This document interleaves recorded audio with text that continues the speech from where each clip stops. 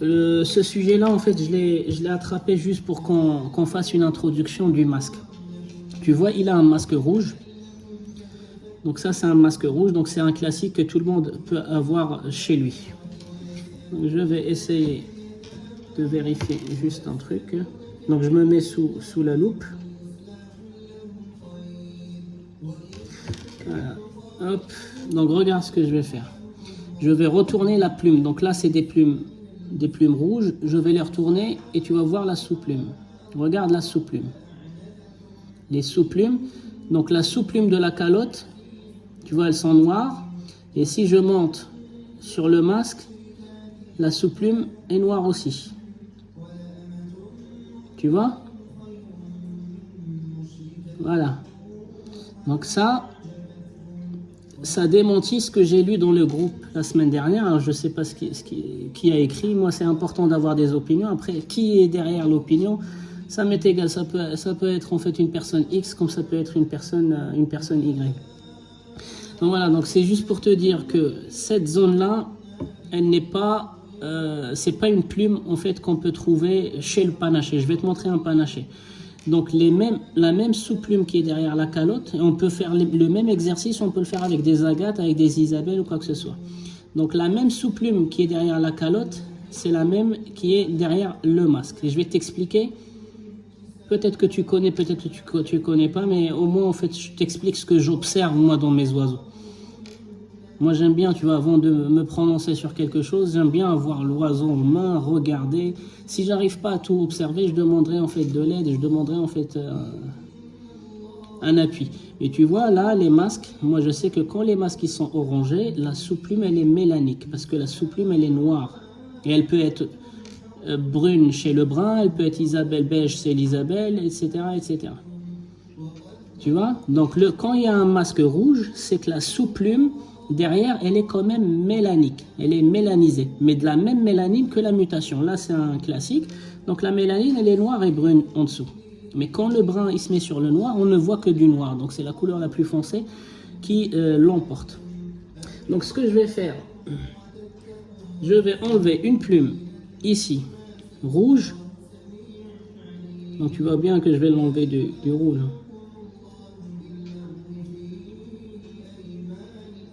Voilà, donc j'ai enlevé une plume, je vais la poser ici et je vais te la montrer sous microscope. Donc je vais la poser là déjà, hop, et je vais aller relâcher l'oiseau pour pas qu'il stresse. Elle est là, hein, la plume.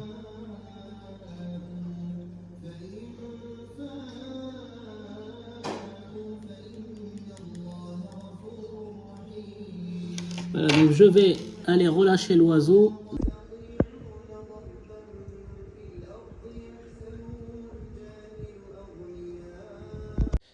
Donc sur le microscope, on voit très bien que la plume elle est mélanique, elle est chargée en pigments noirs des deux faces, donc sous plume et sur plume. Et la mélanique est fixée sur le rachis, sur les barbes jusqu'aux barbules, donc l'ensemble est noir. Donc ensuite, en allant chercher la couleur rouge sur la plume, donc vers la pointe de la plume, donc la couleur rouge, elle est fixée, les pigments rouges sont fixés uniquement sur la pointe de la plume. Donc vous voyez très bien que les barbes sont noires et à un moment donné, en fait, elles passent sur une couleur rouge un peu fluo.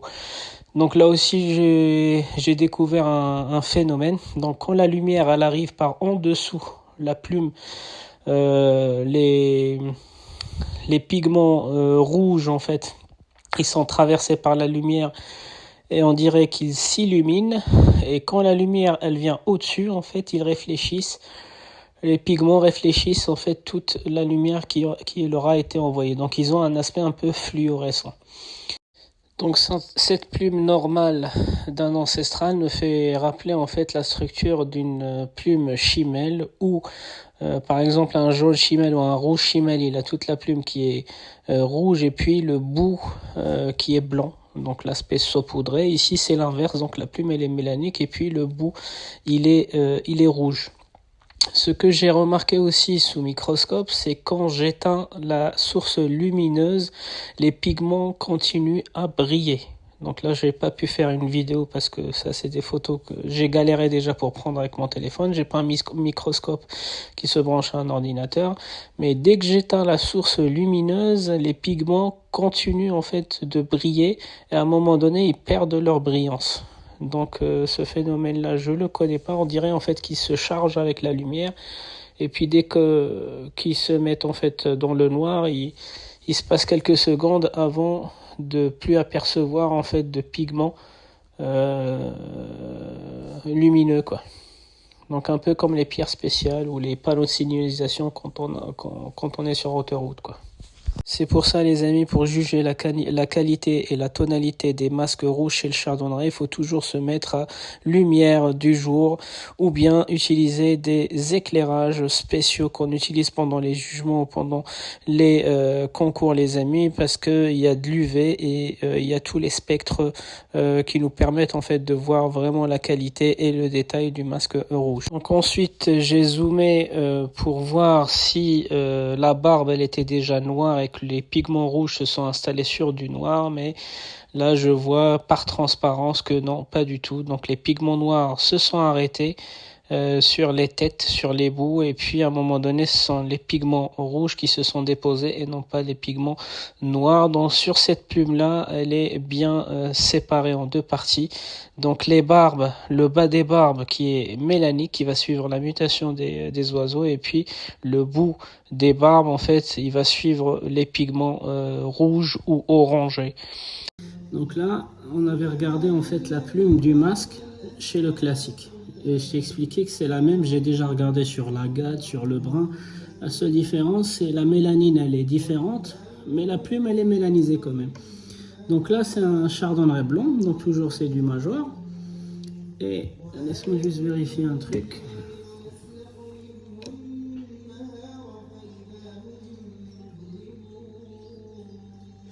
Voilà, donc au moins, je dis pas de bêtises parce que c'est des vieux trucs. Donc tu vois, donc je vais aller te montrer maintenant la zone de son masque. Voilà, donc la zone de son masque, elle est blanche. Blanche comme neige. Voilà, donc le classique, quand il avait des plumes rouges, on s'est rendu compte que c'est pas du rouge, c'est juste des pointes de pigments rouges sur des plumes mélaniques. Mais le panaché, donc ça c'est une plume à lui. Hein. Donc le panaché, lui, la sous-plume, elle est toute blanche. Voilà. Elle est toute blanche. Maintenant, je vais faire la même chose. Je vais lui retirer une plume. On va la regarder sous microscope. Donc voilà, j'ai retiré une plume. On va la regarder sous microscope. Donc déjà, il y a une différence entre les oiseaux qui ont un masque et ceux qui n'ont pas de masque. Mais par contre, là, c'est pas un masque, mais c'est de la panachure. Donc c'est pas une autre mutation, c'est de la panachure. Donc on va regarder de près comment elle est faite la plume.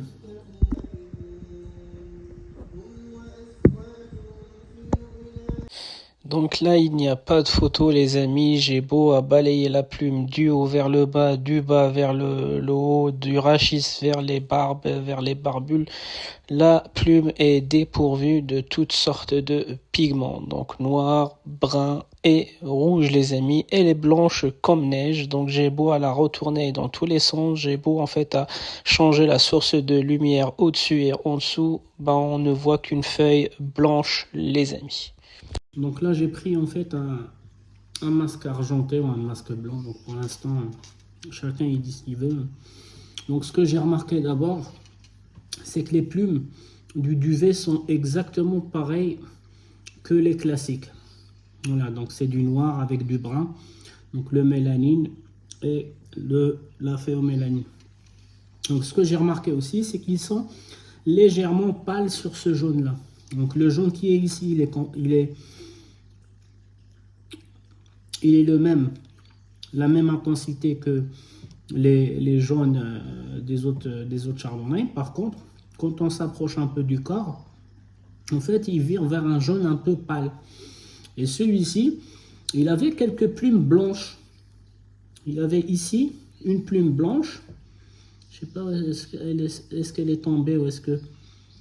Non, c'est peut-être sur l'autre aile. Donc celui-ci, quand il était arrivé chez moi, il avait une plume blanche. Pas encore jaune, mais il n'avait pas terminé sa mue. Je sais pas où est-ce qu'elle est. Bah, en tout cas, moi sur l'oiseau, je le vois. Je vois une couleur jaune pâle ici. Et puis du jaune normal ici. Donc certains éleveurs déjà font la politique sur les vrais masques argentés. Il faut que les miroirs soient blancs. Mais certains éleveurs qui ont eu en fait ce masque argenté ou masque blanc, pour l'instant on ne sait pas ce que c'est exactement. En fait, ils avaient des jeunes avec des miroirs blanches et puis avec le temps, les miroirs ont viré vers le jaune et pas le masque. Donc le masque, il est resté de cette couleur-là. D'accord? Donc on avait vu la plume et la sous-plume du classique, qui lui, il a un masque rouge. La plume et la sous-plume du panaché, qui lui, il a une plume blanche. Donc maintenant, on va regarder la sous-plume de la calotte de ce masque-là. Pardon, je n'étais pas en train de montrer. Donc ce que je remarque déjà, les plumes de la calotte, ils sont moitié blanches et moitié noires. Donc ils ne sont pas noirs comme le classique. La plume, elle est moitié blanche en bas et moitié noire au-dessus. Une plume très bizarre. On dirait que la plume ne fixe la mélanine que sur la partie supérieure, la partie pointe. Regarde, je vais enlever une plume ici. Voilà, donc regarde la répartition de la mélanine. Je ne sais pas si on voit. Là, donc il y a du noir, il y a du blanc et il y a du noir. Vraiment très très bizarre. Je vais re-regarder, je découvre en même temps. Je voulais pas trop les toucher quand ils étaient petits. Très très étrange comme plume. Je sais pas si vous allez arriver à voir, mais regardez. Les plumes ici dans la nuque qui sont blanches, elles sont blanches. Voilà, il y a juste un tout petit peu de gris, mais sur vraiment la racine. Sur la calotte, il y a un phénomène vraiment bizarre. La plume, elle est grise, elle est blanche, et puis elle est noire. Je vais retirer un autre. Voilà. Je l'ai enlevé devant vous, les amis. Je dois la mettre sur une surface blanche. Je vais vous la...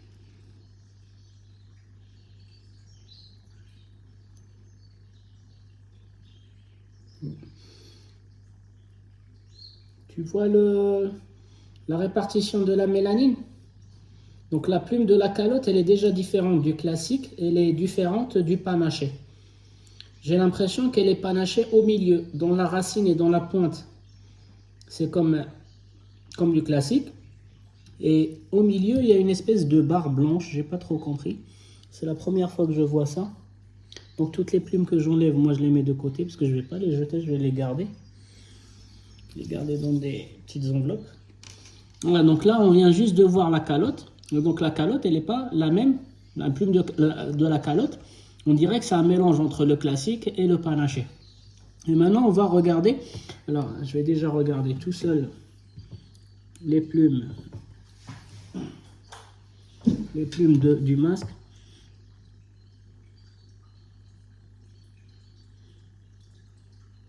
Incroyable. Incroyable.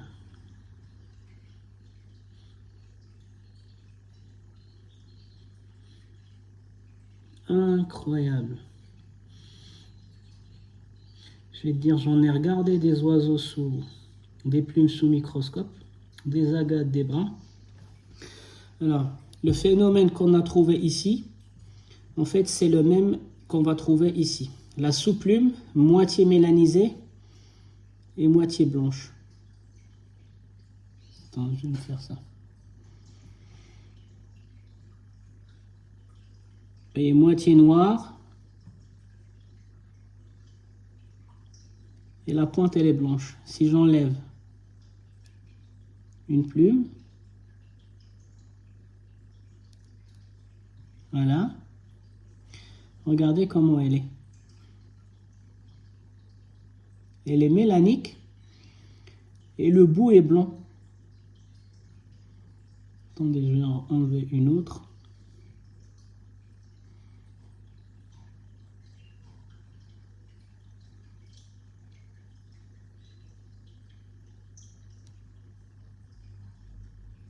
Là, normalement, on doit voir bien comme il faut.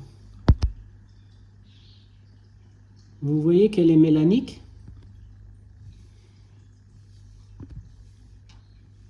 Voilà, donc ici, elle est mélanique. Et vers la pointe, elle est blanche.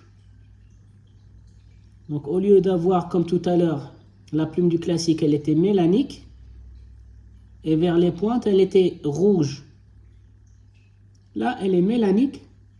Et vers la pointe, elle est blanche. Et là dessous de la plume, c'est exactement pareil. Donc cette plume-là, je vais la garder précieusement sous microscope. Et celle-ci, j'en ai enlevé deux. Je vais l'envoyer à un ami, il se ferait plaisir à la regarder. Donc voilà, donc ça c'est un mâle. Pourquoi c'est un mâle? Parce que le blanc de son masque, il est vraiment très blanc neige, quoi. J'ai une femelle, elle est plutôt blanc-brune. Elle a un peu de brun sur...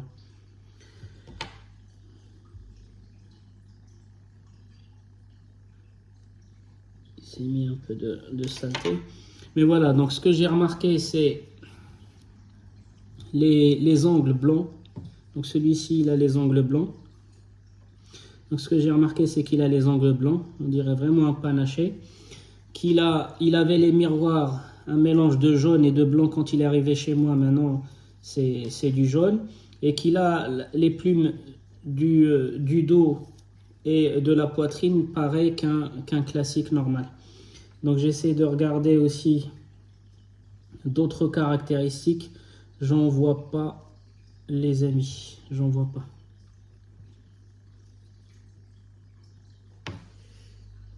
Donc sous microscope, on confirme ce qu'on a vu à l'œil nu.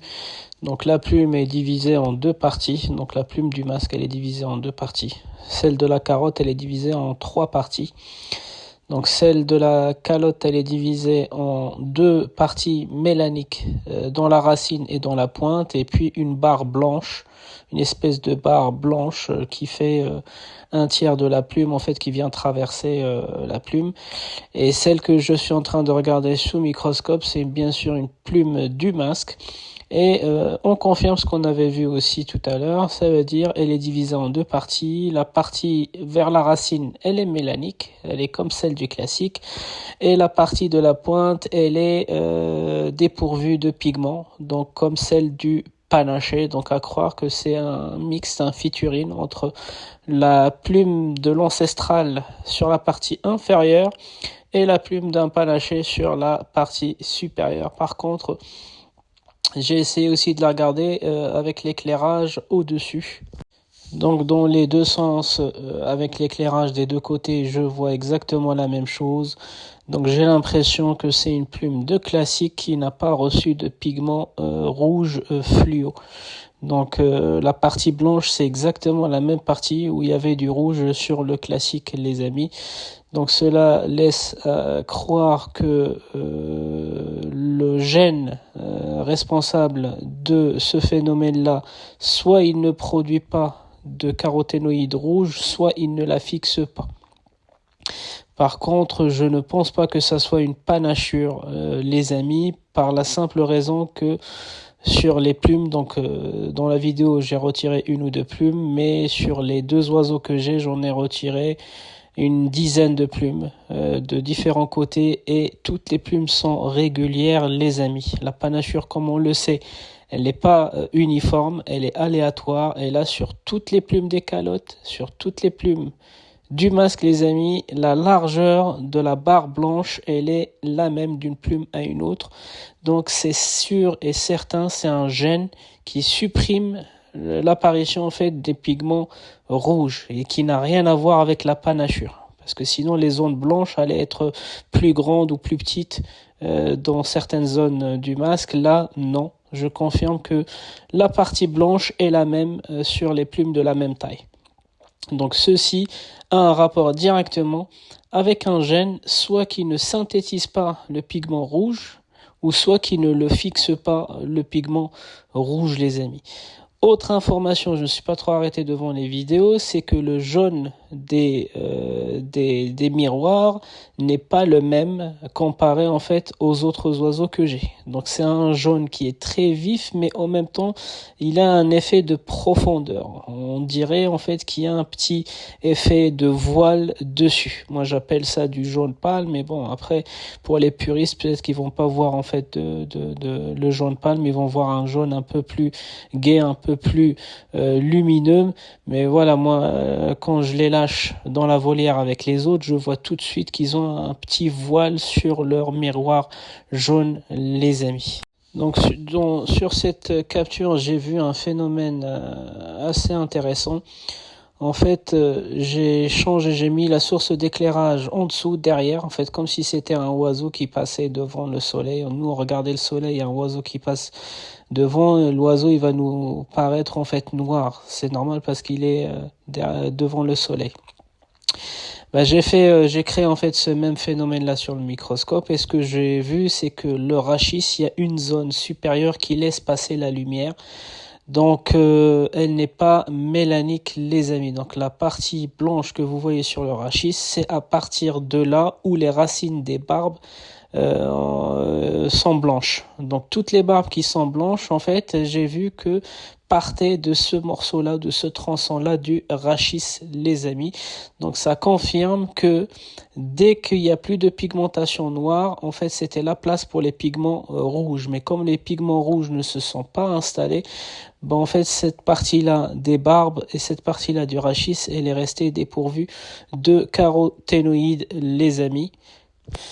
Donc j'ai zoomé un peu plus sur cette zone-là et surtout il y a une zone intermédiaire qui m'a intéressé. En fait c'est entre le rachis noir et le rachis blanc, il y a une petite zone qui est un peu brune, les amis.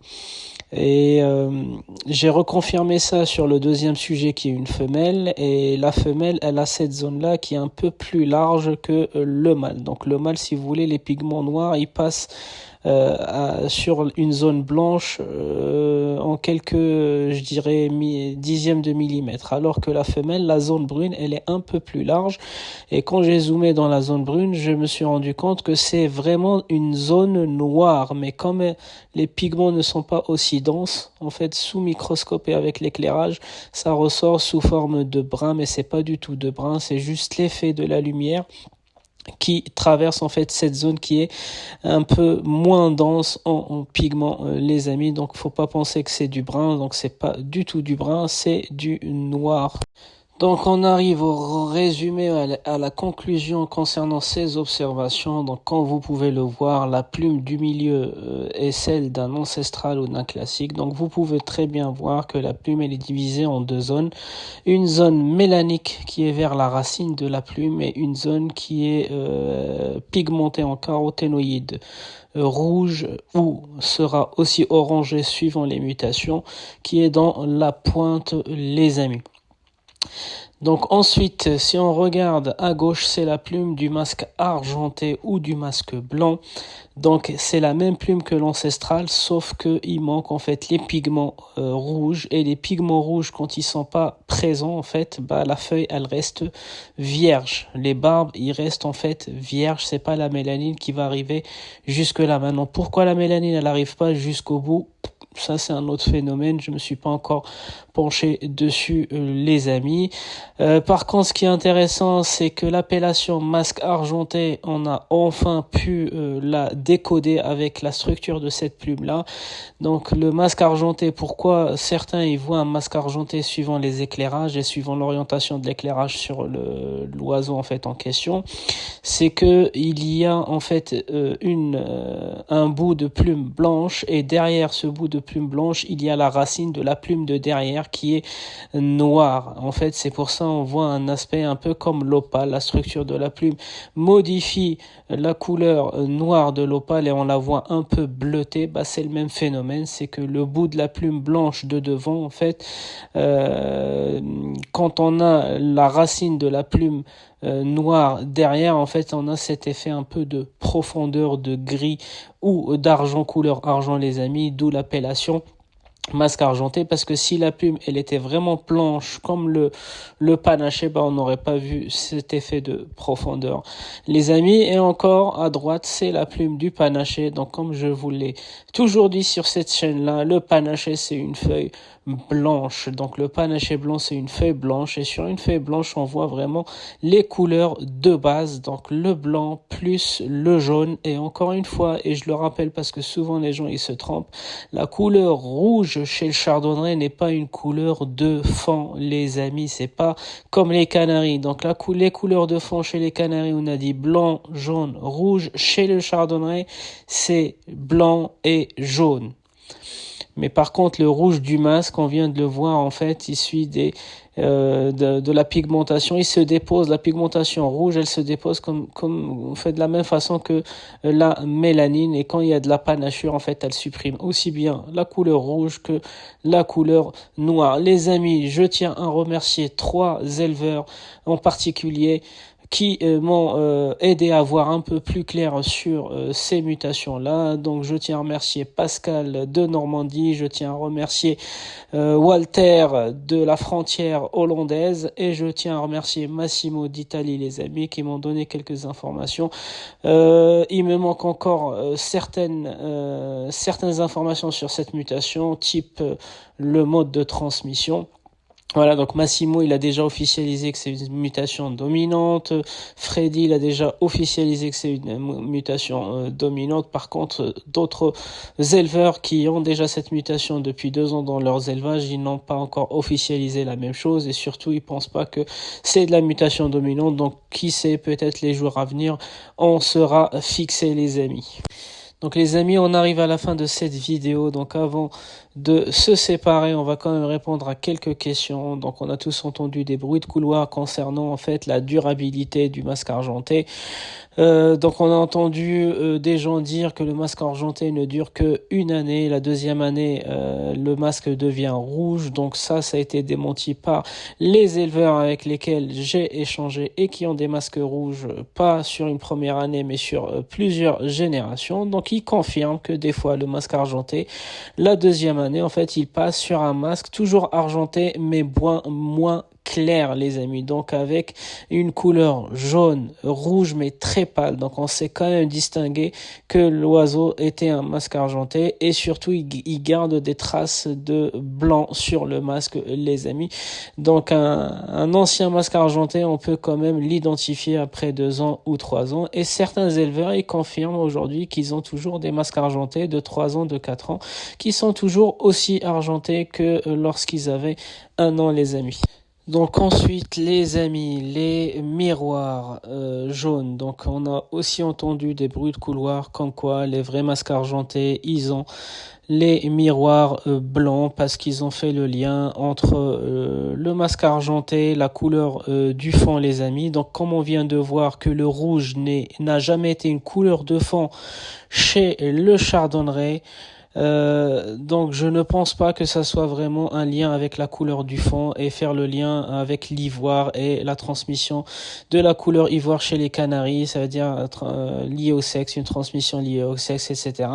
Donc moi, en regardant les plumes, je suis sûr et certain que ça ne dépend pas d'une couleur de fond les amis. Donc ça veut dire les miroirs, ils peuvent être blancs comme ils peuvent être jaunes. Je pense que c'est un effet de bord effectivement, mais c'est pas l'origine, parce que le rouge qui n'apparaît pas chez le chardonnay n'a aucun lien avec une couleur de fond les amis. Mais je pense que le jaune, il y a certains masques argentés qui ont les miroirs jaunes, et d'autres qui ont les miroirs blancs, et d'autres ils sont nés avec des miroirs blancs mais qui ont viré vers le jaune pâle en fait, type ceux que j'ai en ma disposition aujourd'hui. Donc je pense que c'est une résultante, je pense, de cette mutation, mais c'est pas ça l'origine du masque, les amis. Donc les amis, notre vidéo s'achève ici concernant les masques argentés. Donc je vais continuer quand même à me renseigner, récolter d'autres informations. Donc n'hésitez pas, je compte aussi sur vous dans la partie commentaires. Si vous avez des informations ou des contacts qui connaissent très bien le masque argenté, je suis preneur pour continuer en fait à m'en renseigner et voir peut-être arriver une partie 2 sur la chaîne concernant les masques argentés. Les amis, je vous souhaite un bon visionnage et je vous dis à la prochaine vidéo.